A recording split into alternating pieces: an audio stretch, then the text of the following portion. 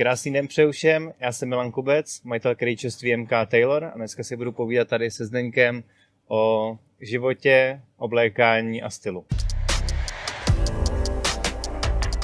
Tak já bych se rád zeptal, Povídej.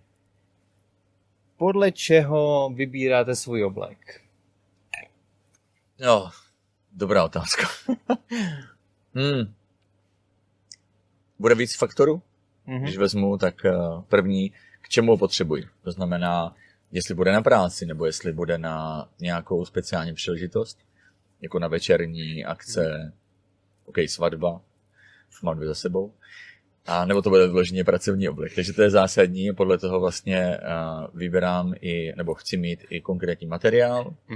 Samozřejmě i střih hraje roli. Já jsem teda řekněme, takový blázen do italské módy, takže čím možná vystřednější, čím atypičtější, tím pro mě zajímavější. Ale taky to záleží, v jakém prostředí se potřebuji pohybovat a jak potřebuji působit. To znamená, že řeknu příkladem, když budu chodit na schůzky, kde budou převážně konzervativní ředitelé či manažeři nebo jedinci, tak nebudu oblékat výrazné barvy a výrazné vzory. Takže zohledním vlastně, k čemu ten oblek potřebuji a pak přizpůsobím ať už barvu, ať už střih, ať už vlastně vzory a všechno s tím související. Takže důležité je vybrat si primárně jakou akci, na jakou činnost potřebuji oblek. A jak to vidíte vy, Milone? Jsem mimo realitu nebo? Ne, já si myslím, že hodně záleží přesně na tom, proč ten člověk oblek chce. Jo, máme dneska hodně zákazníků, kteří řeknou, mám svatbu, OK, mám ji ve stodole, mám ji někde v chrámu, mám ji na pláži, jsou to jiné věci.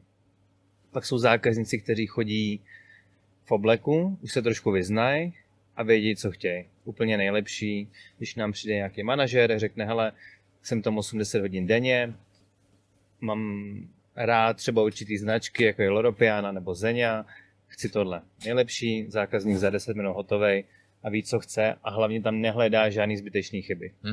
Jo, u těch svadeb, co třeba narážíme, tak ten ženský element je tam znát, protože každý má nějakou jinou představu, jak ten ženich, tak snoubenka a já.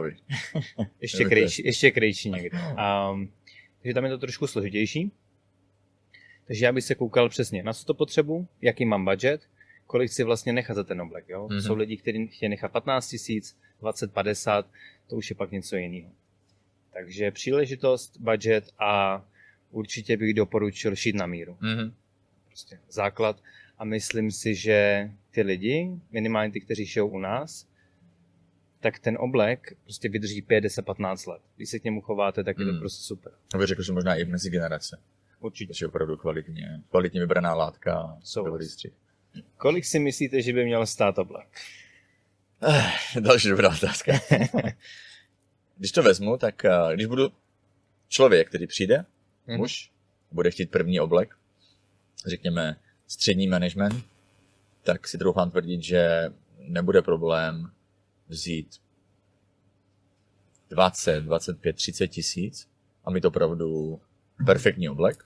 To si myslím, je asi za mě rozumné minimum. Ale samozřejmě, když potom už chci kvalitnější, propracovanější, lepší látky, tak 50 tisíc plus si myslím, že je pořád adekvátní v našem prostředí, adekvátní částka. Takže určitě. Od 30 tisíc, kde mám fakt dobrý oblek, ale s rozumnou, řekněme, nákladovostí, s rozumnou látkou, s nepřehnanými detaily a tak dále, tak je rozumná cena.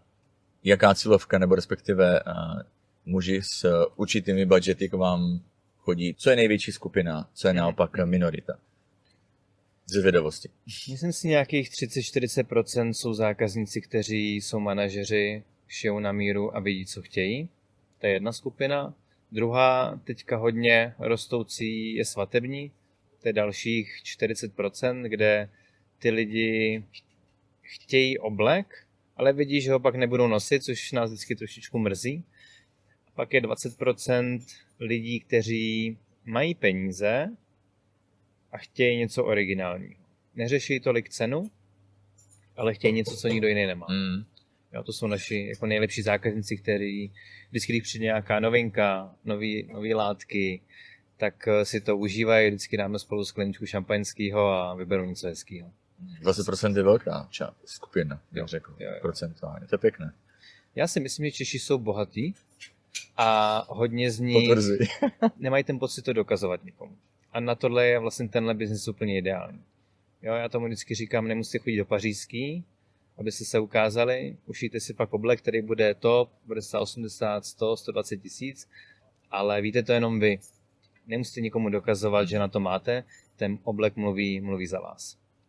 Mě připomíná takový malý příběh, kdy byl člověk, co si kupoval od Hermesu a chtěl přesně, jako chtěl něco unikátního, tak mu Hermes, a byl to svetr, tak mu Hermes ušil vyloženě bez příkrás, bez značek, byl to opravdu skrytý klenot, takže jenom on věděl, že má svetr za, myslím, že těch 80 tisíc se bavíme, ale byl na to náležitě hrdý a neukazoval to do světa přesně. Takže bych řekl, že to koresponduje s tím, jak se to vnímá ve světě. Kryčovství je na tohle ideální, protože vy můžete mít oblek za 30 nebo 200 tisíc a ten oblek jako nikdo to nepozná. Jo? Vy to poznáte, ale jelikož není nikde napsaná žádná značka, žádný logo, jenom vevnitř ušitý, tak je to se mi na tom extrémně líbí. Že vlastně ten oblek mluví za vás, aniž cokoliv řeknete. Je nějaké složení materiálu, které vám vyloženě vyhovuje? Dobrá otázka. Začnu létem, protože to miluji. Okay. A dokážu si představit léto bez lnu.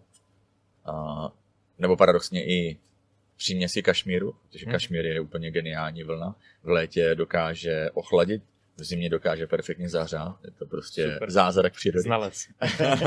Ale len a vlastně jakákoliv směska s lnem je must have. To jako bez toho nedokážeš. Takže len pro mě je velmi důležitý na léto.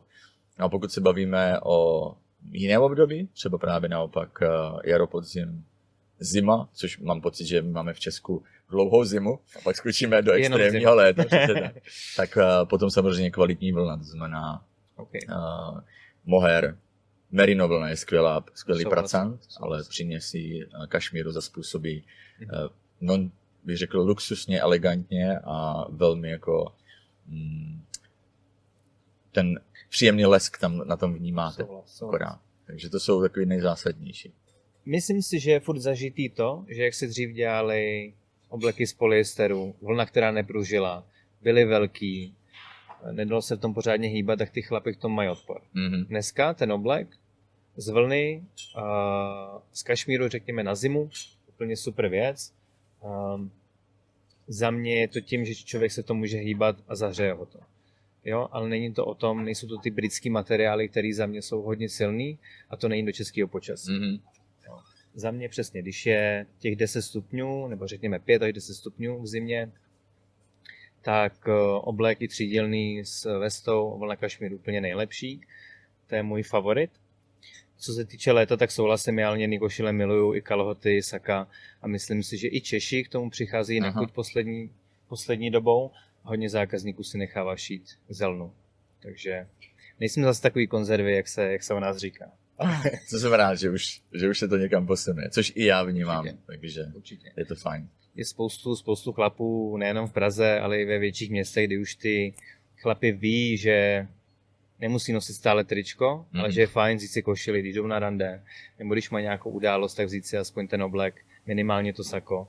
Jako myslím si, že to posouvá dobrým směrem.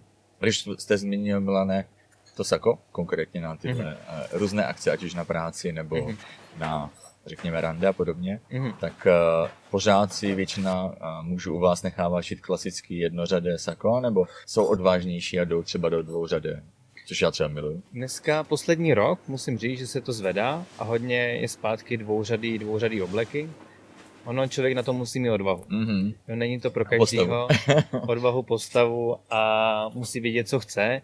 Já jsem tomhle konzervativní a snažím se vždycky doporučit klasický modrý oblek, ušijem, zákazník je spokojený, jedeme dál a můžeme jako to vrstvit a těch obleků šít více. Na druhou stranu, já si myslím, že tady je hodně ještě kus práce před námi v tom, že musíme ušít ty první obleky hodně zákazníků. A jak si to vyzkouší, tak ví, že to není za trest, ale že oblek je to nejlepší, co si na sebe chlap může vzít. Aspoň z mého pohledu. Což mimochodem mě připomíná dobrá pointa, jaký by měl být první oblek.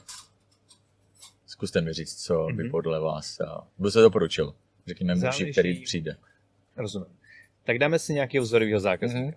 Chlap, 35 let, je úspěšný, řekněme, že se pohybuje platově 50 až 150 tisíc měsíčně. Má práci, která oblek nevyžaduje, ale chce něco hezkého na sebe. Přesně na svatby, do divadla, na různé společenské akce. Za mě klasická modrá je absolutní must have, u toho začínáme. Vybereme modrou možná s lehkým vzorkem, možná jenom plátno, aby měl ponětí o tom, co je oblek na míru, jak se chová a jak se v tom bude cítit. Ušijeme měsíc a půl, 2, vyzkoušíme, já mu řeknu, za půl roku přijďte zpátky, děláme druhý kolo a ušijeme třeba něco šedýho, nebo ušijeme jinou barvu, nebo se vzorem. A tak se ty lidi jako trošku učím vzdělávat, aby věděli, že to není o tom, když zákazník přijde, ušít mu 10 oblek. Zkoušíte je přesvědčit, aby si vzali další oblek, ne ten hlavní, což mi dává smysl vzít modrou, tmavě modrou navy, jakožto první, nebo alternativně z mého pohledu tmavě šedý, antracit. Určitě. Ale pak třeba je spousta mnohem třeba i, já bych řekl, zajímavějších barev, ale jsou odvážnější, tak zkoušíte ty klienty, nevím, jako přesvědčit je, nebo říct jim, hele, slušel vám třeba tahle barva, jiná úplně, anebo naopak se stále držíte tady těch 2 osvědčených starterů. Typově je to hodně na zákazníkovi. Jo? Pokud já vím, že někdo má odvahu a má charakter a chce něco jiného, tak mu to rád doporučím, ale když vidím, že ten oblek ani skoro nechce, tak jsem v tom samozřejmě opatrný. Milane, pamatuju si naši první příhodu, kdy jsem chtěl po vás ušit ne konzervativní oblek, ale byl opravdu mnohem odvážnější, to znamená netradiční barva, netradiční styl, široké špičaté klopy a la italská sprezzatura. A z začátku jsme jako trošku, nechci říct bojovali, ale byl jste lehce v opozici u některých detailů, že byste do toho úplně nešel v tom konkrétním daném momentu, což se mi na jednu stranu líbilo, protože přesně tohle já řeším s klienty, že jsem v opozici, když vidím, že to nedává smysl. Takže jsme ve finále se dostali do rozumného balancu, kdy já jsem přišel s něčím a vy jste mi to rozporoval, protože dal jste důvody, což je důležité, tak to se mi třeba líbilo. I když někdy vnímám zase já u svých klientů, že první reakce taková, prosím, on mi chce oponovat, ale ve finále, když potom se nad tím zamyslím, tak to dávalo smysl. Takže jak jsou třeba na tom ostatní klienti? Já se snažím tomu zákazníkovi dát svůj názor. Myslím si, že je spoustu obchodů, kde vám řeknu, že vám sluší všechno, což my nechceme být. Já se snažím dát názor, jak já bych to udělal, samozřejmě rozhodnutí je vždycky na klientovi. Jo?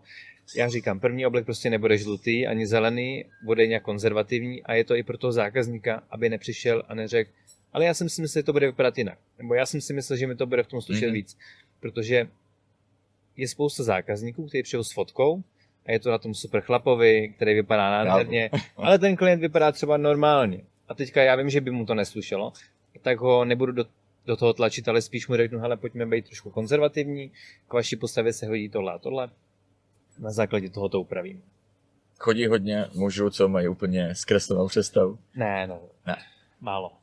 Já si myslím, že dneska už ty lidi nás znají a věří nám, že vybereme to nejlepší. Dřív, když jsme neměli třeba takový povědomí, tak nevěděli a chtěli si řešit ty knoflíčky, ten monogram. My to dneska už neřešíme tolik.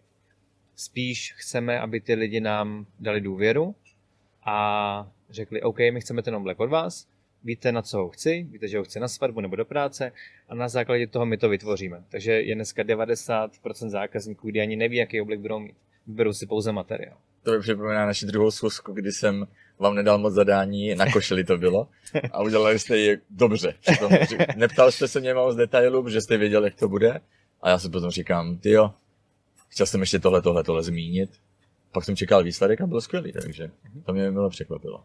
Měli jsme teďka zákazníka, který byla nejrychlejší schůzka u nového zákazníka, to byla nejrychlejší schůzka ohledně obleku. Jak dlouho trvalo? 7 minut max. Oj, to je rychle. Oblek za 80 000 korun.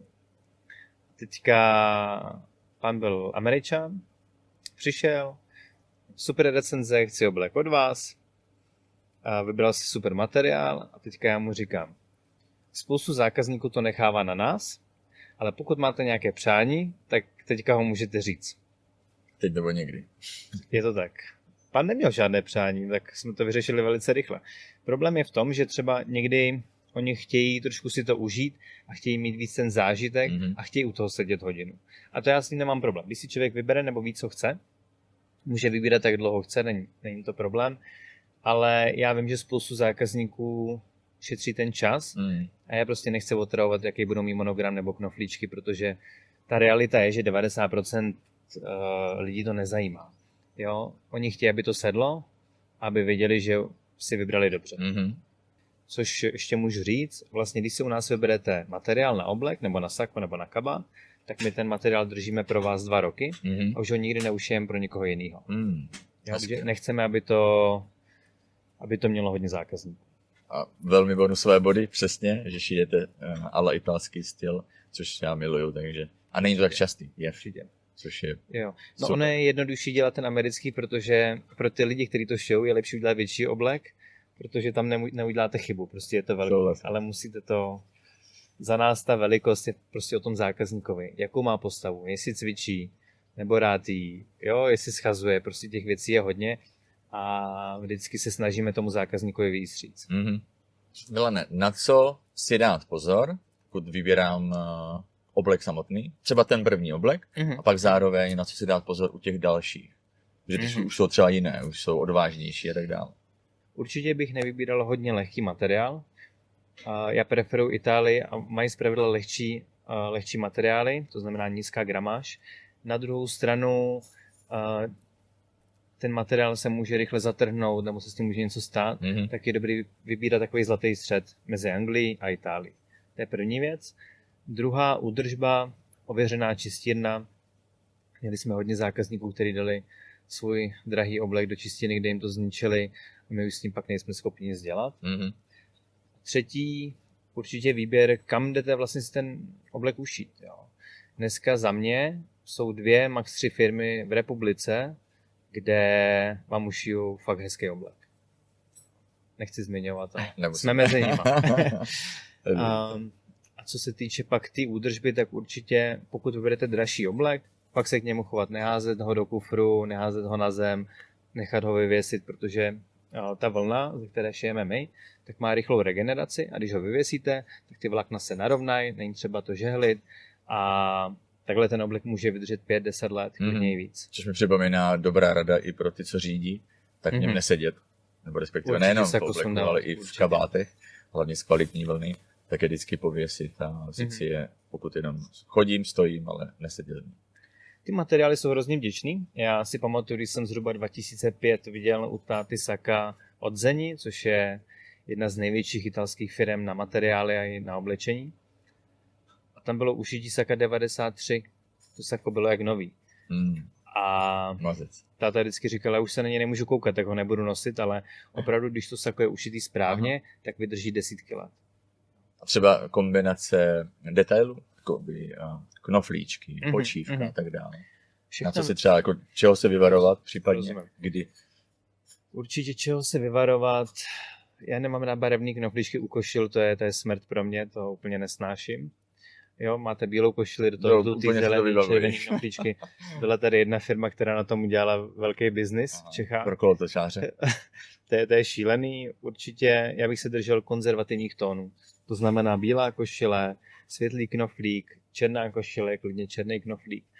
Co se týče Usaka, tak zase žádný obšívání, pokud to není váš 10. nebo 20. oblek. Spíš vybrat nějaký materiál, který je zajímavý, károvaný nebo pinstripe, ale žádný ty barvičky, to s Itálií nemá nic společného. Můžete mít zajímavý vzor, ale já do Itálie lítám relativně často, ani když jsem tam ty žlutý knoflíky neviděl, co tady je, takže... To je pravda. Takže je to o tom to umět zkombinovat taky. No? Chcete mít někoho, kdo vám poradí a řekne vám, tady ta košile, tady ten oblek, tady ty boty. A to proto i zákazníci chodí k nám, že třeba si neví rady a rádi by ten oblek koupili, ale nemají s tím zkušenosti a potřebují někoho, kdo jim pomůže. No, to je to, co jsem už zmiňoval několikrát, že je opravdu důležité, když ten, kdo to šije, je opravdu racionálně smýšlející stále, řekněme, má nápady, ale přesně vám poradí, co ano a co ne. Italové se drží některých, řekněme, velmi stabilních a možná bych řekl i konzervativních kombinací, ale dokáží to zkombinovat perfektně někdy jinde. A není to o tom mít 40 košil. Není třeba. Ale 10 kvalitních košil a to vám vydrží a pak je protočíte. To samé s oblekama. Není třeba jít mít 30-40. Každý někde začínáme, jsme v nějaké životní fázi nebo cestě, tak začnu u jednoho, ale u kvalitního. Jo, protože ty obleky z polyesteru, prostě já to poznám. Tak já děkuju. Náš rozhovor už je u konce. Já jsem si to hrozně užil. Děkuji, že jsi si udělal čas, moc si toho vážím a doufám, že ani vás, ani diváky to nenudilo a uvidíme se zase příště.